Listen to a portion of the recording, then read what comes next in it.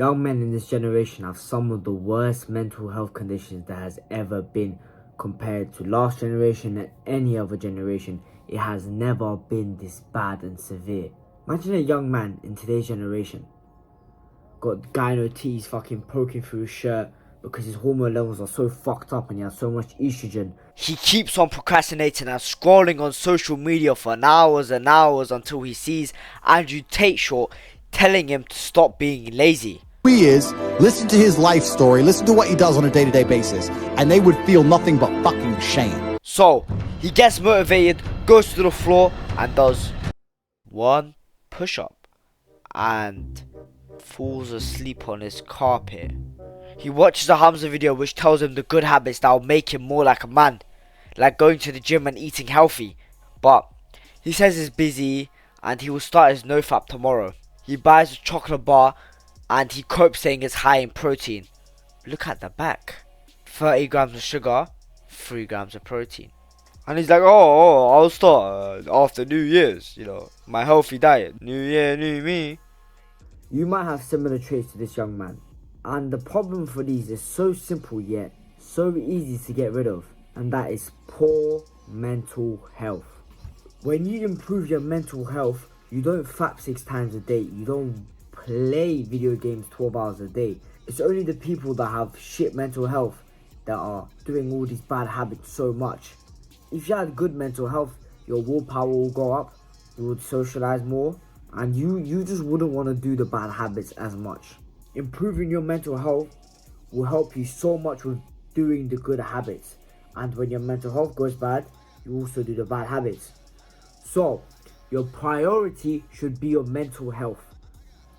In today's video, we're going over the 3 everyday habits that is destroying men's mental health. Let's get into the video. Okay, so number 1 is not working out. And if I'm being honest with this one, it is declining so much. Mainly because of self-improvement channels. Mainly Andrew Tate. Andrew Tate probably got about like 500,000 people, men in the gym. And he didn't sell this bullshit. Do compound exercises 3 times a week. No, he just told men how important it is to train your body. He got so many men motivated to go to the gym.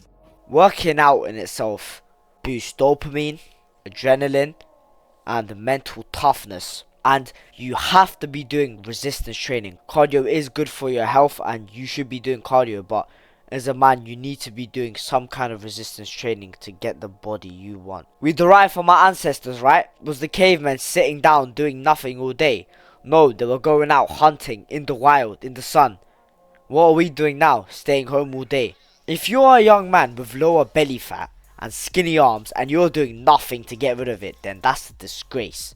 You can't complain about being taken seriously when you don't even have a respectable body. Look at yourself in the mirror. If you're fat, change it. If you're obese, change it. If you're skinny, change it. I just turned 15 today and I feel great when I look in the mirror. You could use me as motivation. If you're fat and you're over, let's say you're over 18, how the fuck is a 15-year-old looking better than you? You cannot allow that.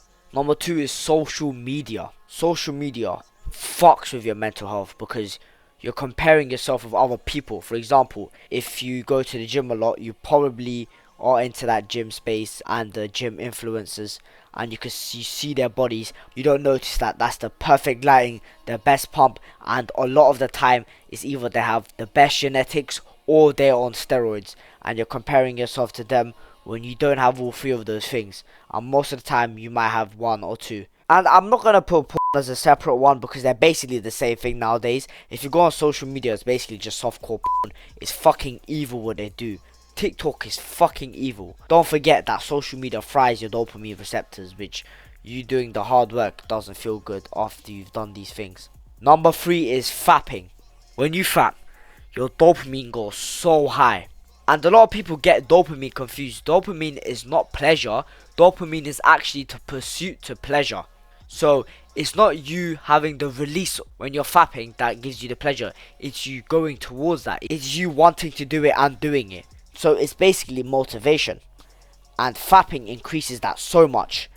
And after that, your dopamine goes right back down. And the worst part is, it doesn't go to baseline, it goes below baseline depending on how big the peak was. So the bigger the peak, the bigger your dopamine drop. And there's a hormone called prolactin, which obviously you need it, but you don't want prolactin during the day. Prolactin is what makes you feel satisfied and lazy. You don't want prolactin. That's why if you fap during the day, you realize that you're not motivated to do anything because your prolactin's high. You don't want high prolactin, especially if you want to get your task done. It will just make you more unconfident as well. Talk to the opposite gender. Just horrible. And yeah, that has been the end of the video. If you enjoyed, I would really appreciate if you like and subscribe and leave a comment of what you thought about the video. Let's become strong men again in a weak society. Bye.